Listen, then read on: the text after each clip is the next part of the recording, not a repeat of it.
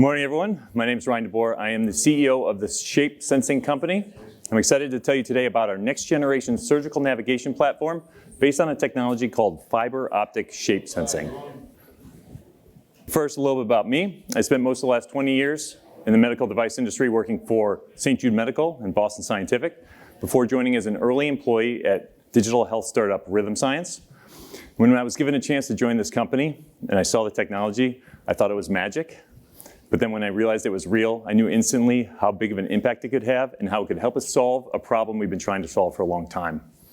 And that's the reduction of radiation exposure in surgical procedures. Doctors have been using X-ray or fluoroscopy to navigate surgical devices during minimally invasive procedures for over a century. And this is despite knowing about all the harmful side effects associated with radiation to the physicians themselves and to the patients.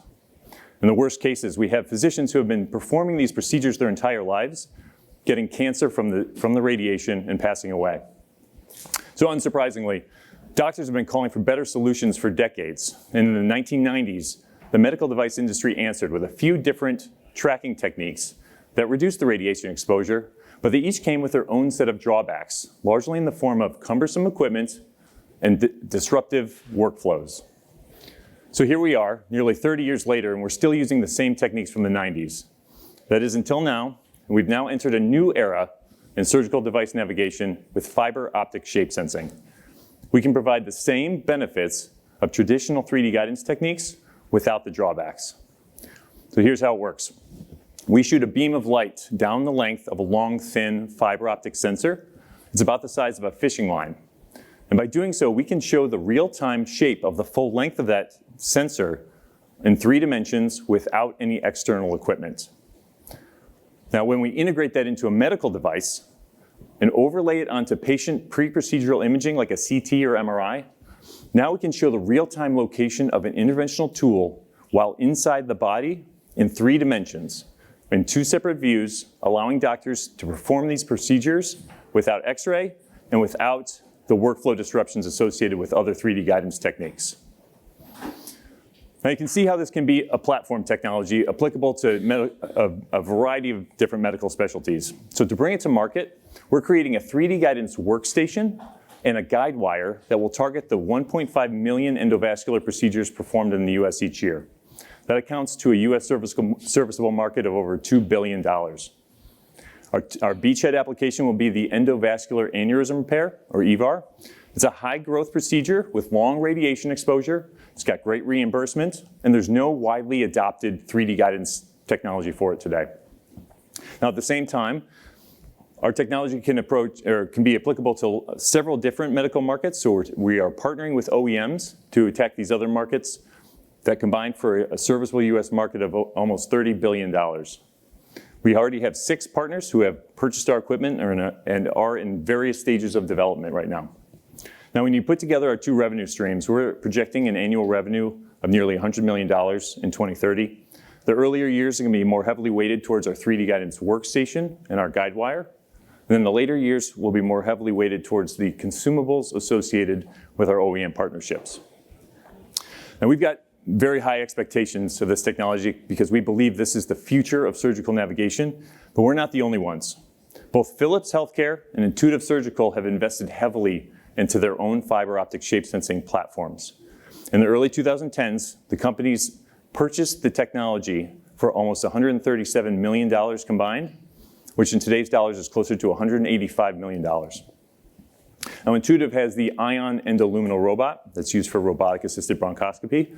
They've placed over 500 units already and performed over 16,000 procedures in the 4th quarter of last year. Philips has the LumaGuide 3D guidance platform and a ShapeSense guide wire that they're using for endovascular procedures. That LumaGuide system is only available to customers who have their top-tier imaging suite. So the barrier to entry is pretty high for hospitals. Our platform, on the other hand, will be vendor agnostic and will not require any specific imaging suite, lowering the barrier to entry. Now, the technology that Philips and Intuitive own is shared, and it's split along the lines of robotic versus non-robotic procedures. And it uses a type of fiber called multi-core fiber. And they're very highly specialized sensors, are difficult to make, and therefore expensive. And we believe this is the primary reason why both these companies are marketing their devices as reusable and re-sterilizable rather than disposable. Our technology, on the other hand, is based on single core fiber. It's much cheaper to make, and it'll allow us to market our devices as disposable, giving us a significant competitive advantage because we know the market is trending towards disposability to reduce the chance of contamination and to reduce the cost associated with re-sterilization. So that brings us to where we are today. Our Series A helped us complete our prototypes, and we finished those a year ahead of time. We're ready for productization. Now, we know that Philips and Intuitive are already on the market. They're building demand for fiber optic shape sensing devices, so we need to move fast. So while we do have a healthy runway, we're seeking our Series B $10 million investment to accelerate the productization and get us to market as quickly as possible. We're anticipating FDA clearance by the end of 2025, followed by a limited market release in 2026, and full commercialization in 2027. At the same time, we're continuing our partnerships with OEMs to integrate our technology into their platforms, and we anticipate commercialization of those platforms in the 2028 timeframe. Now, the great thing about where we are today is that we've greatly reduced our path to commercialization. We've reduced the technology risk by having our prototypes and putting those in the hands of our physician advisors who confirmed we're on the right path. We've de-risked the IP landscape by having multiple patents granted and a decade of engineering know-how that protects us from copycats. We've de-risked the regulatory path by meeting with the FDA in a pre-submission meeting, confirming our 510(k) pathway, and confirming the predicate device we've selected. And we've de-risked the execution of our plan by having a top-notch leadership team.